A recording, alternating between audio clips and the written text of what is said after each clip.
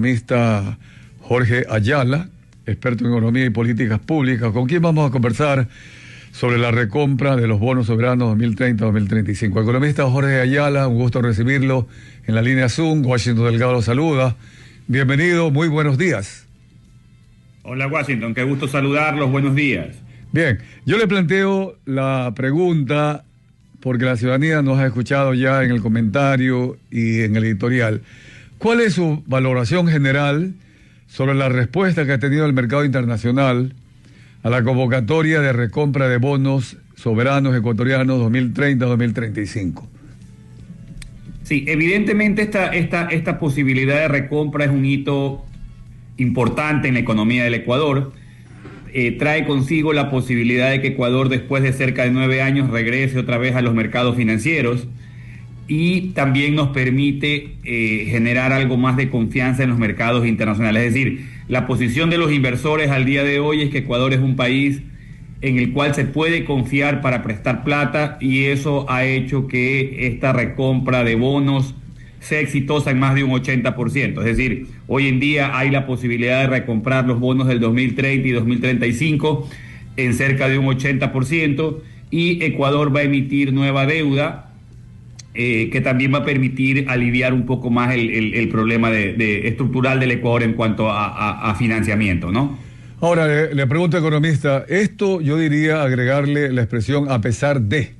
Mire usted que el presupuesto general del Estado, voy a rectificar porque temprano dije otra cifra, el presupuesto general del Estado considera un precio de petróleo de 53,50.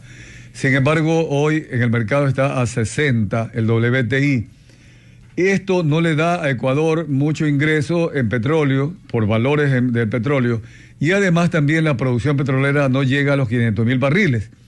Y a pesar del tema de inseguridad que aún se mantiene a nivel interno, ¿cuáles son los factores que entonces los inversionistas están considerando para que Ecuador haya mejorado en su imagen, en su confianza? Y es más, ayer cayó nuevamente el riesgo país a 436 puntos. Sí, el riesgo país que tenemos hoy en día es uno de los más bajos desde el 2018. Yo diría que hay algunos aspectos que los inversores miran y que ayudan un poco a que Ecuador se ha visto hoy en día un poco más atractivo en materia de recompra de bonos y en materia de acceso a los mercados financieros. No nos olvidemos, Washington, que si bien es cierto, esto es una oportunidad que si no se dan ciertos pasos adicionales puede ser una nueva oportunidad perdida. ¿A qué me refiero con esto? Evidentemente, el inversor ha mirado que el riesgo país está mucho más bajo. El riesgo país no es una causa, es una consecuencia, y es la consecuencia de una relativa estabilidad política. Digamos que se presume que el gobierno de Daniel Noboa es un gobierno que está haciendo las cosas bien en materia económica, y eso le da cierta tranquilidad al inversor. Adicionalmente a ello, hay un tema de estabilidad en cuanto a las exportaciones del Ecuador, principalmente en productos agrícolas. El banano, el camarón, el cacao siguen siendo fuentes de ingresos principales para el Ecuador, y eso evidentemente le ha hecho que el inversor sienta confianza en prestar plata al gobierno ecuatoriano, ¿no? Es decir, creo yo que si logramos a esto hay que, como decía, es un reto, Washington. Si Ecuador no hace la tarea bien, ¿qué sigue a partir de esto? Tratar de hacer reformas estructurales, porque no nos olvidemos que este préstamo es un préstamo a tasas cercanas al 9%, que si uno lo compara con la región, es una de las tasas más altas de endeudamiento. Sin embargo, estamos cambiando deuda de corto plazo barata por una deuda de mediano y largo plazo un poco más cara, lo cual nos ayuda a aliviar bastante la presión de flujo de caja en el Ecuador, ¿no? La presión por nuevo endeudamiento. Sí, Jorge, yo creo que esto hay que ampliarlo un poquito, ¿no? En esta siguiente pregunta que voy a plantear. Algunas personas hacen crítica, dicen, paga deuda con más deuda. No, no es más deuda. Lo que está haciendo es un canje prácticamente con una deuda más barata de largo plazo. A partir de 2030 comenzará nuevamente la presión, pero hasta 2030 Ecuador tendrá un presupuesto general del Estado que libere recursos. Y ahí es donde viene la necesidad que plantea, en el sentido de que Ecuador todavía necesita tomar medidas reestructurales para que haya no solo confianza del mercado especulativo, sino del mercado de inversión ya productiva aquí en el Ecuador. ¿Cuáles son esas reformas estructurales que todavía corresponde hacer en el país, economista Jorge Ayala? Sí, no nos olvidemos, Washington, que Ecuador mantiene déficits fiscales permanentes, es decir, más que liberar flujos, lo que termina pasando es que Ecuador ya no va a requerir tanta deuda para poder financiar ese exceso de gasto que hoy tiene. Entonces, ¿cuáles son estas reformas estructurales a futuro? Si bien es cierto, el gobierno ha dado pasos agigantados y positivos en materia de ingresos a través de el aumento del IVA, la eliminación de los subsidios al combustible, creo que todavía hay un margen de maniobra importante en el tema del gasto público, en hacer reformas estructurales al gasto público que permitan que esta oportunidad de liberar algo de flujos no sirva como excusa de otros gobiernos o de este inclusive para nuevos endeudamientos y para no hacer la tarea que nos compete, es decir, tratar de hacer estas reformas estructurales en el gasto público, en diversificación productiva, en ver la forma de atraer inversión privada, que creo yo que es lo más importante. Es decir, yo apostaría a que las nuevas acciones que el gobierno debe implementar, complementando un poco este marco favorable de la visión de los inversores extranjeros, es algo más de disciplina en el gasto público y tratar de buscar la forma de un rol más activo del inversor privado en nuestra economía. Ahora, hay algo que es clave, Jorge. El presidente estuvo negociando un acuerdo con la Unión Europea. Ese acuerdo para las inversiones, justamente. Pero ahí le piden una serie de condiciones que no sé si políticamente en Ecuador se lo puede hacer. Por ejemplo, el tema de eliminar tramitología, el tema de erradicar la corrupción, etcétera, etcétera, el asunto de la función judicial, es decir, que va directa e indirectamente relacionado. Pero hay algo que también tiene mucho que ver con esto, que es cuando de alguna manera se pide flexibilización laboral, y en Ecuador tradicionalmente ha sido muy complicado convencer, porque inclusive Unión Europea recomienda que se apliquen las políticas de la Organización Internacional del Trabajo, que debería ser acogidas por los gremios de trabajadores en el país. Pero eso no pasa, Jorge. ¿Cómo tomar esas medidas para atraer inversión? Mira, evidentemente tenemos un muro político desde el punto de vista de tratar de mejorar la competitividad del país, porque evidentemente nuestro sistema de remuneraciones y de trabajo hoy en día no presenta flexibilidades, y esa inflexibilidad hace que nuestros costos de producción sean más elevados que los costos de producción de nuestros competidores. Hay que tratar de buscar una variable adicional para buscar esa competitividad. Si no podemos hacerlo por costos laborales, porque lastimosamente, y tú lo has dicho muy bien, Washington, lastimosamente el tema se ha politizado tanto en el Ecuador que no tenemos una visión estratégica de hacia dónde debemos ir.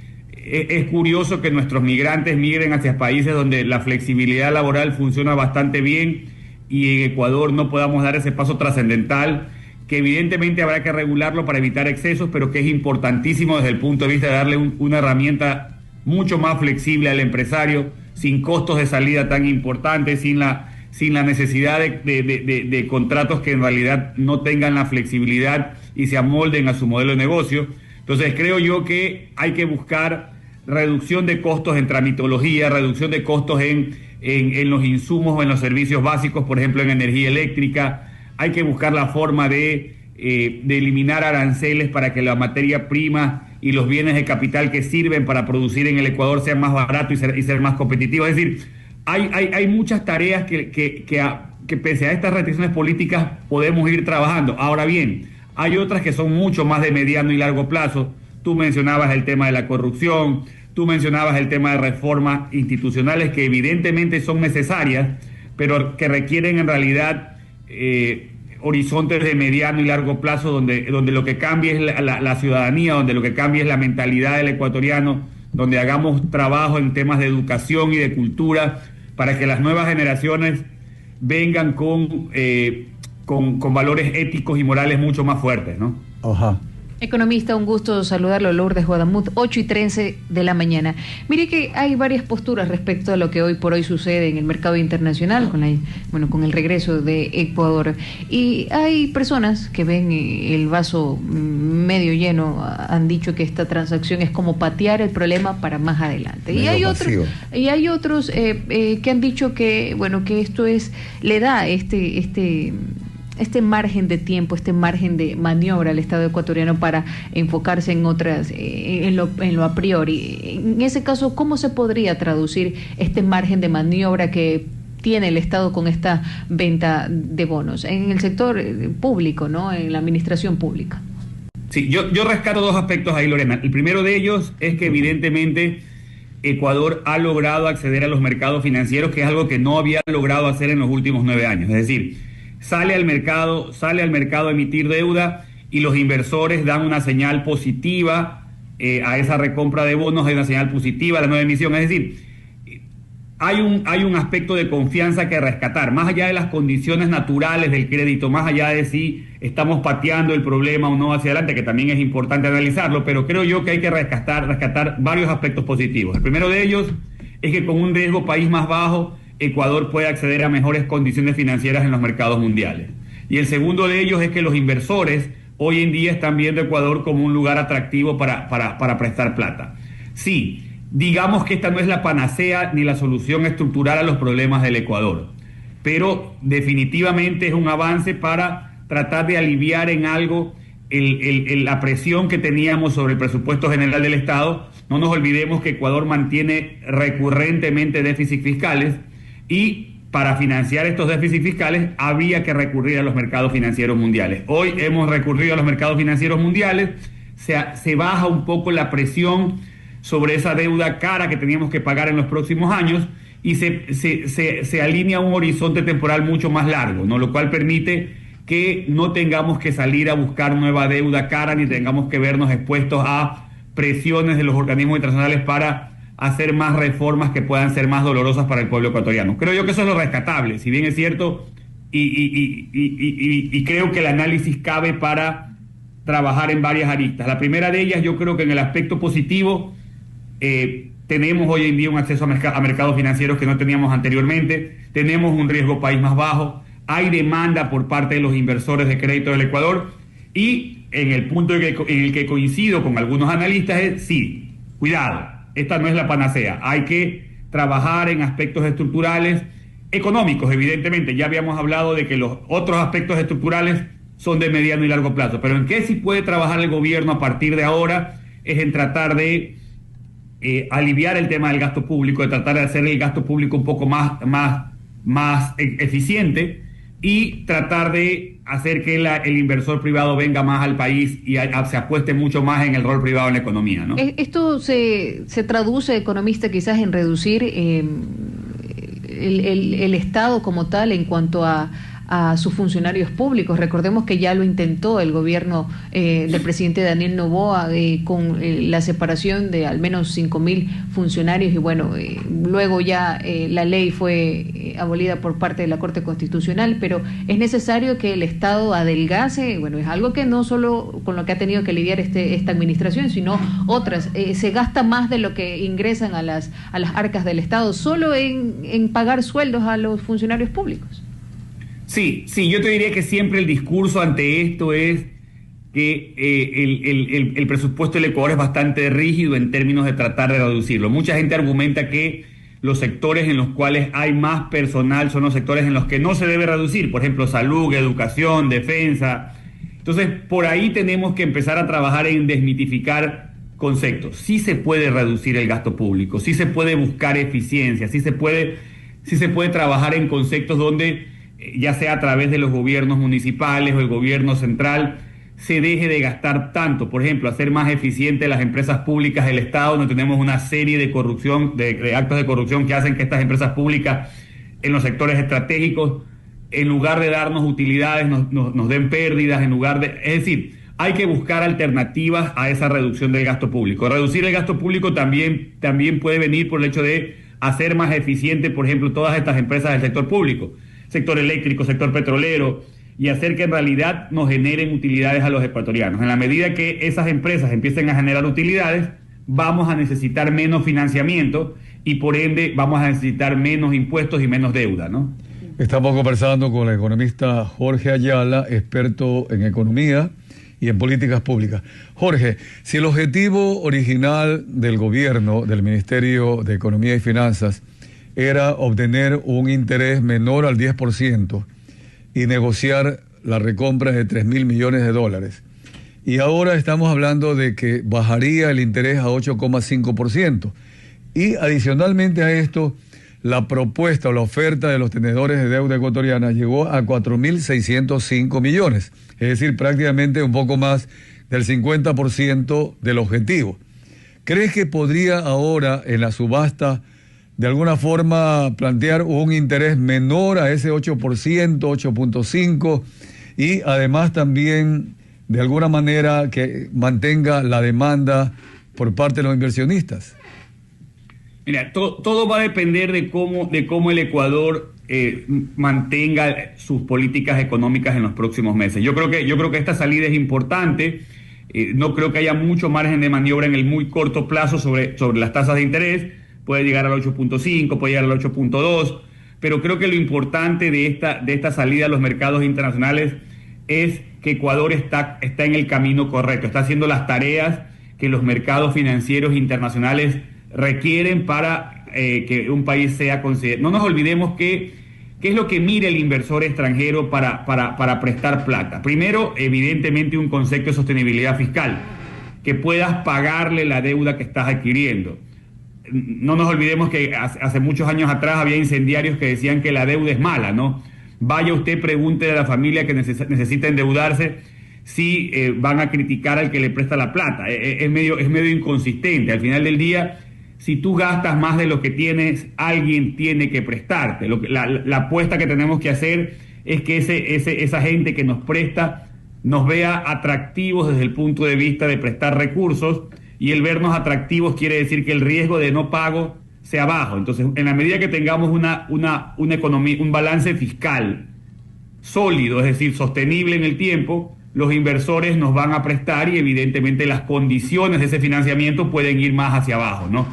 Si a eso le sumamos un concepto que quizás no dependa tanto del gobierno, sino un concepto de estabilidad política, podríamos llegar a condiciones mucho mejores. Lo que está presionando todavía a un riesgo país, digamos que no tan bajo como el de otros países de la región, es el hecho de la inseguridad y la falta de reformas institucionales. Creo yo que eso se logra con apoyo de todos los sectores involucrados, el sector de la justicia, el sector de las reformas institucionales, el Congreso. Hay que trabajar en aspectos políticos y en aspectos de seguridad para que los inversores nos sigan viendo como eficientes, ¿no? Claro, sino que esta es la parte que ya hemos tocado, ¿no? Que es difícil en la parte política que sigue manejando la economía en el Ecuador de acuerdo a la Constitución, y es muy difícil que Revolución Ciudadana se sume porque hay ciertas leyes que son orgánicas y necesita las 2/3 partes. Pero sin embargo el presidente, inclusive luego de la consulta popular, aceptó trabajar con las herramientas que tiene, como lo dijo. Y en ese sentido hay algunos aspectos que todavía podría seguir manejando. Vamos a ver cuáles son las medidas estructurales que puede tomar para poder atraer inversiones, pero fundamentalmente, Jorge, una vez que se liberan recursos en el 2026, se ha dicho que lo ideal sería que trabaje en materia de salud y en materia de obra pública. Nos acabamos de enterar que ya se lanzó el 2.39, algo así, por ciento. 2.99, Jorge, la tasa de interés del Banco del Seguro Social para hipotecas de viviendas, la primera vivienda para la familia. Yo estaba haciendo los cálculos, eso significaría que pagarían algo así como $1.200 al año dividido para 12, es decir, muchas personas podrían adquirir su vivienda y esto va a generar también empleo en esa área. Todas estas medidas sí las puede hacer el gobierno y las está tomando, Jorge. Sí, indudablemente, Washington, este es uno de los aspectos. No nos olvidemos que el sector de la construcción es un sector que en economía se denomina como sector de alto arrastre, de alto impacto. ¿Por qué? Porque puede absorber rápidamente mano de obra no calificada, que es normalmente la que se le dificulta conseguir empleo en el Ecuador. Entonces, con este apoyo que el gobierno da al sector de la construcción, el constructor y el empresario privado tienen muchos más incentivos para construir casas, para tratar de hacer proyectos inmobiliarios, y evidentemente, como te decía, esto arrastra una gran cantidad de mano de obra y le permite, más allá de la necesidad normal de una familia de tener su casa propia, le permite a la economía movilizarse, dinamizarse. Creo yo que el sector de la construcción, si logramos hacer que el inversor privado, ante esta reducción de tasas, incremente su oferta inmobiliaria y la gente compre casas, esto dinamiza muchísimo más la economía, ¿no? Yo le sumaría a eso, Washington, la posibilidad de que el gobierno, una vez que tiene un poco más de holgura en el tema fiscal, también acometa con obras de infraestructura importantes, de infraestructura pública me refiero, y hagamos una combinación que dinamice el sector de la construcción en el Ecuador. No nos olvidemos que en épocas anteriores solamente era el sector público quien invertía en obra pública. Hoy en día, en construcción, hoy en día podemos, si logramos dinamizar la parte privada en el tema de construcción, se podría lograr insertar mucha mano de obra en el mercado laboral, ¿no? De acuerdo, sí, ahí viene el tema del quinto puente, Jorge. Posiblemente si se lo hace como concesión sería extraordinario. Jorge, hay muchos temas, muy agradable haber conversado contigo el día de hoy, porque sí, a la economía hay que mirarla con tendencia, y la tendencia, si hoy es positiva, hay que incentivarla y que ese vaso medio lleno realmente se llene completamente. Muchas gracias, Jorge. Gracias a ustedes por la entrevista. Un abrazo. Bien, pues, 8 de la mañana, 25 minutos. Vamos a la pausa comercial.